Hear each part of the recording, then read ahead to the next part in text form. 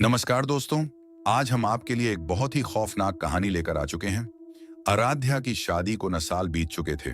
जब से उसकी शादी हुई थी, तब से वह कभी इस स्टेट में तो कभी किसी स्टेट में इसी तरह घूम रही थी, क्योंकि उसका हस्बैंड मोहित एक गवर्नमेंट एम्प्लॉय था।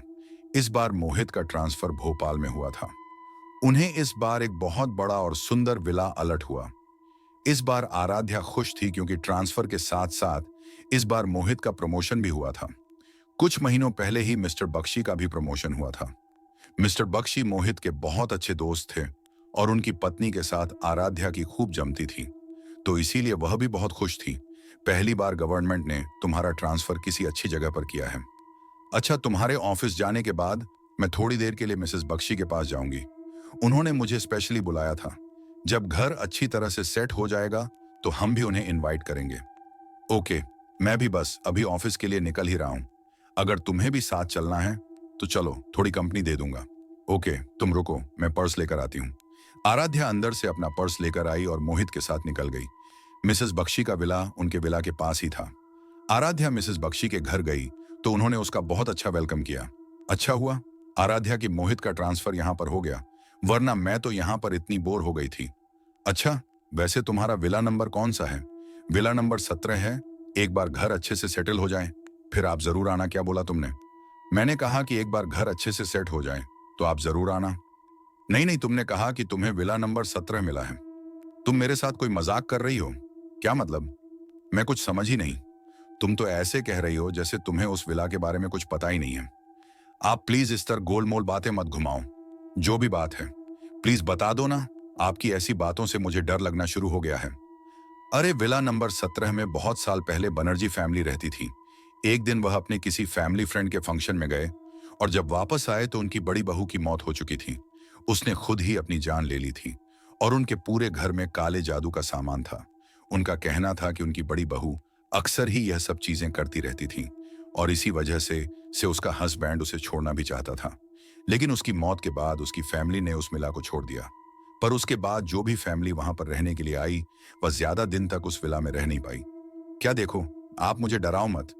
मुझे तो वैसे भी इन चीजों से बहुत डर लगता है। मैं तुम्हें डरा नहीं रही हूं। सब कहते हैं कि वह विला हंटेड है, लेकिन एक बात अजीब है कि सब कहते हैं कि वहां पर सबको एक बच्चे की आत्मा दिखाई देती है। अब वह बच्चा कौन है, ये कोई नहीं जानता। किसी ने भी वहां पर मिसेस बनर्जी की स्पिरिट को कभी नहीं देखा। बस दिखता है तो सिर्फ एक बच्चा। लेकिन मैं तो तुम्हें कहूंगी कि एक रिक्वेस्ट डाल दो कि तुम्हारा विला नंबर चेंज कर दे। रिस्क मत लो मिसेस बख्शी की। यह बात सुनकर आराध्या बहुत डर गई। वह थोड़ी देर बाद घर आकर बैठी तो उसके दिमाग में पूरा दिन वही बात चलती रही। वह पूरा दिन कोई काम भी नहीं कर पाई। शाम को जब मोहित ऑफिस से घर आया तो घर की हालत देखकर उसे लगा कि उसकी तबीयत खराब है। अरे, क्या हो गया तुम्हें? तुम्हारी तबीयत खराब है? क्या घर को जैसे छोड़कर गया था बिल्कुल वैसा ही है? मोहित, आज जब मैं मिसेस बख्शी के पास गई तो उन्होंने बताया कि यह घर हंटेड है। जो भी फैमिली यहाँ पर रहने आई, उन्हें यहाँ पर किसी बच्चे की स्पिरिट दिखाई देती है और एक लेडी ने अपनी जान भी ले ली थी। इस विला में तुम प्लीज अपने डिपार्टमेंट में यह ला चेंज करने की रिक्वेस्ट डाल दो। अरे यार, तुम भी ना कैसी कैसी बातों में आ जाती हो। ऐसा कुछ भी नहीं है यहाँ पर, और अगर होता तो वो विला हमें मिलता ही नहीं। और वैसे भी अभी अभी मेरा प्रमोशन हुआ है, तो मैं ऐसी सब चीजें नहीं करना चाहता। तुम ज्यादा सोचो मत, रेस्ट करो। आज मैं खाना भी बाहर से ही ऑर्डर कर लेता हूँ। मोहित ने खाना ऑर्डर किया और उन दोनों ने खाना खाया। पहली रात तो उस घर में बहुत अच्छे से बीत गई, लेकिन असली खेल तो उसकी अगली रात से होना शुरू हुआ। शाम का टाइम था, लगभग 6:30 आएगा। उसे अपने दोस्तों के साथ कहीं जाना था, तो आराध्या ने सोचा कि जब तक मोहित घर आएगा तब तक मैं डिनर बनाकर तैयार कर लेती हूँ। वह किचन में खाना बना रही थी। घर में सबसे पहले कुछ मीठा बनाने का रिवाज होता है, तो उसने हलवा बनाना शुरू किया। पूरे घर में उसकी खुशबू फैल गई। कितनी अच्छी खुशबू आ रही है। अरे, ये बच्चे के रोने की आवाज कहां से आ रही है? बच्चे के रोने की आवाज सुनकर आराध्या हैरान रह गई, क्योंकि उसके अलावा तो वहां पर मेट भी नहीं थी और किसी बच्चे के रोने की आवाज आने का तो कोई सवाल ही नहीं उठता। उसे लगा शायद यह उसके मन का वहम है, इसीलिए उसने उस आवाज को नजरअंदाज कर दिया। तभी उसके किचन की खिड़की पर नॉक हुआ। उसने पलट कर देखा तो कोई नहीं था। तभी उसे बाहर से कुछ गिरने की आवाज आई। उसे लगा कि कहीं कोई चोर तो नहीं आ गया, इसलिए वह बाहर गार्डन में देखने चली गई। देखा तो गार्डन में नया पौधा गिरकर टूट गया था। वह जैसे ही उसे उठाने के लिए झुकी तो उसकी नजर गार्डन में पाने पर पड़ी। घर की दीवार के पीछे से छिपकर कोई उसे झांक झांक कर देख रहा था। थोड़ा अंधेरा हो गया था तो चेहरा ठीक से दिखाई नहीं दे रहा था, लेकिन उसने थोड़ा ध्यान से देखा तो एक बच्चा था, लेकिन आम बच्चे जैसा नहीं। भयानक और कटा फटा चेहरा, लाल आंखें और कपड़े भी फटे हुए थे। उम्र महज 3 साढ़े 3 साल होगी। उसने रोते हुए उसकी तरफ देखा और वहां से भाग गया। आराध्या ने हिम्मत करके आगे की तरफ जाकर देखा तो वहां पर कोई नहीं था। तभी उसे मिसेस बख्शी की कही हुई बातें याद आ गईं। वह जल्दी से हाथी हुई घर के अंदर आई। वह इतनी डर गई थी कि तुरंत मोहित को फोन किया, लेकिन मोहित का फोन नहीं लगा। तभी उसे किचन से कुछ आवाज आई। उसने जाकर देखा तो हलवे की कढ़ाई नीचे फर्श पर गिरी हुई थी और सारा हलवा जमीन पर फैल गया था। तभी उसे फिर से वहां पर किसी बच्चे के हंसने की आवाज आई। हंसी। उस आवाज को सुनकर इस बार वो बहुत बुरी तरह घबरा गई। तभी उसे किचन के फ्लोर पर छोटे बच्चे के पैरों के निशान दिखाई दिए, जो अभी अभी उसके सामने बन रहे थे। जैसे कोई बच्चा अभी कीचड़ से खेल कर आया है और उसकी किचन में दौड़ रहा है, और दौड़ते दौड़ते वो पैरों के निशान के जन से बाहर खिड़की की तरफ चले गए। यह देखकर आराध्या के रोंगटे खड़े हो गा। वह इतनी डर गई कि तुरंत ही सब कुछ छोड़कर घर के बाहर जाकर बैठ गई और मोहित के आने का इंतजार करने लगी। वह मोहित को कॉल करने लगी, लेकिन मोहित के पास कॉल भी नहीं लग पा रही थी। आराध्या को बार बार वहां पर किसी बच्चे के होने का आभास हो रहा।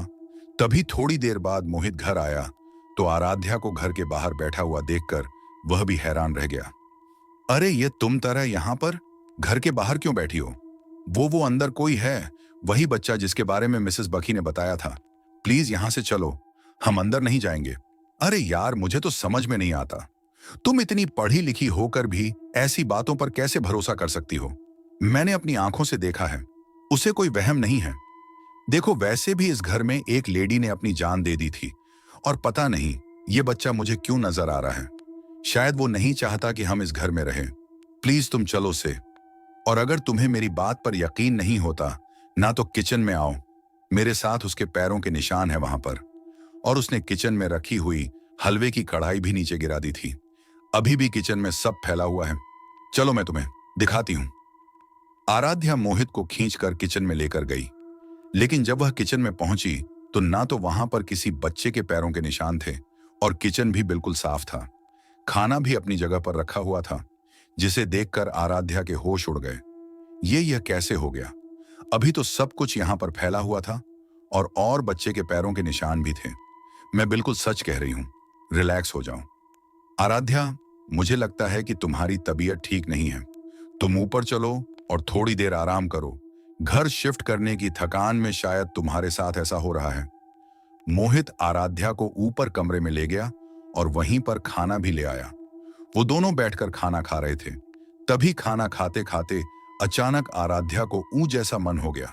वह जल्दी से भागकर वॉशरूम में गई और उसे वोमिटिंग से खून की उल्टियां हो रही हैं।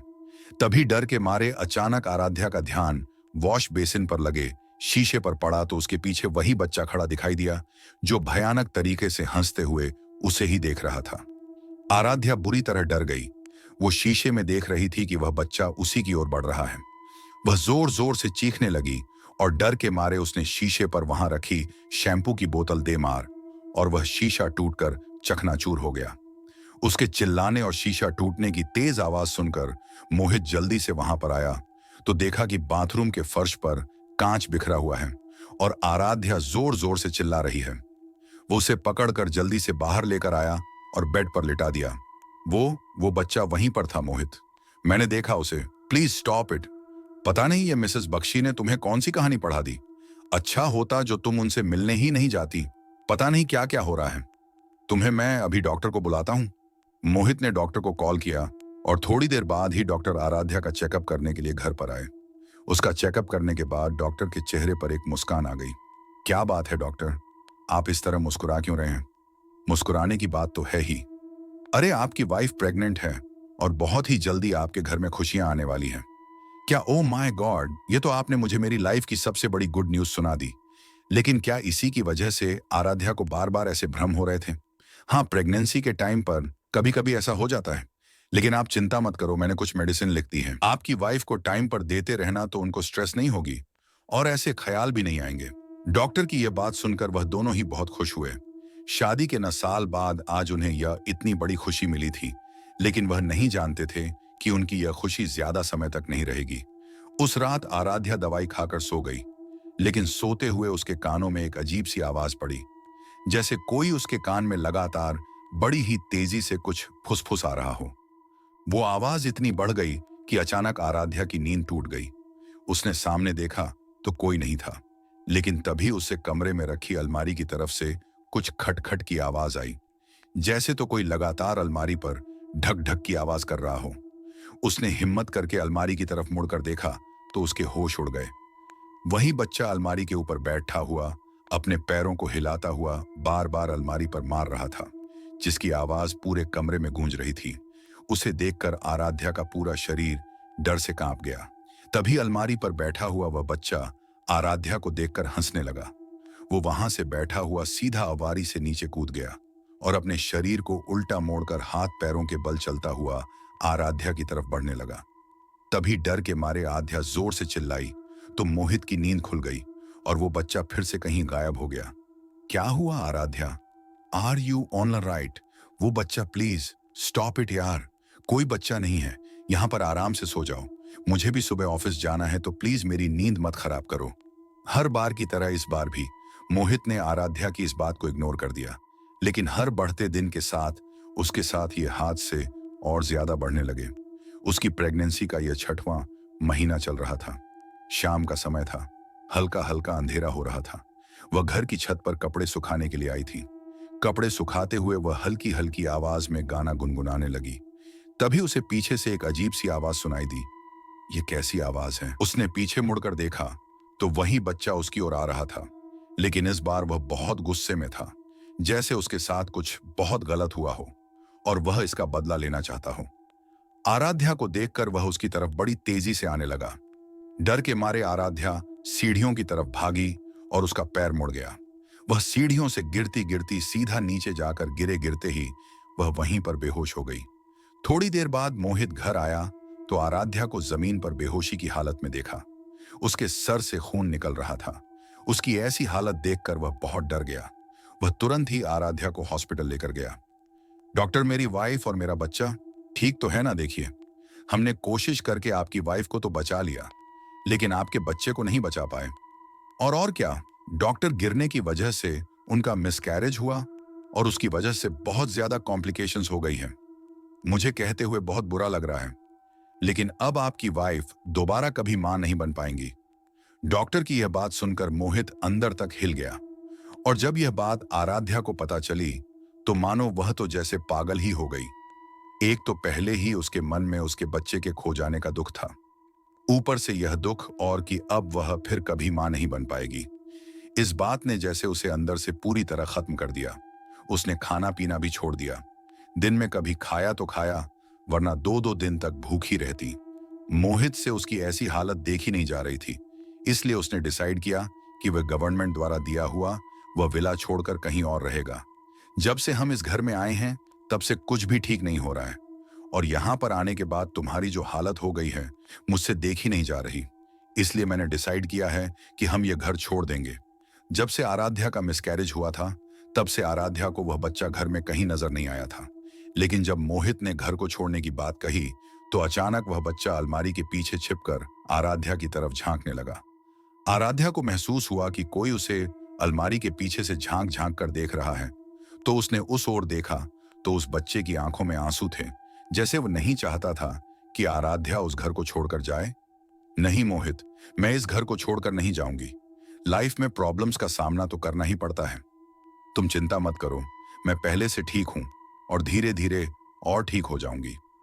आराध्या की यह बात सुनकर उस बच्चे के चेहरे पर भी मुस्कान आ गई।